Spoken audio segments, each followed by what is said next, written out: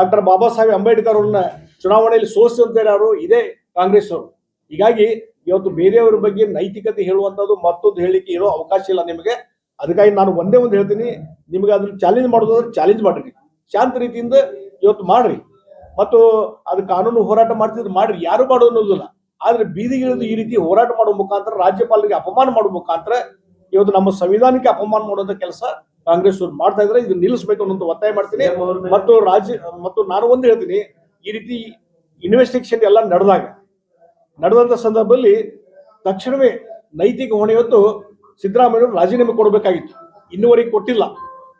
ಹಿಂದೆ ಈಶ್ವರಪ್ಪನವರು ಯಾವ ರೀತಿ ಅವರ ಆಪಾದನೆ ಬಂದಾಗ ತಕ್ಷಣವೇ ಅದ್ರ ವಿರುದ್ಧ ಹೋರಾಟ ಮಾಡಿದ್ರು, ನೀವು ಅವ್ರು ರಾಜೀನಾಮೆ ಕೊಡ್ಬೇಕು, ಅವ್ರು ತಕ್ಷಣ ರಾಜೀನಾಮೆ ಕೊಟ್ಟರು.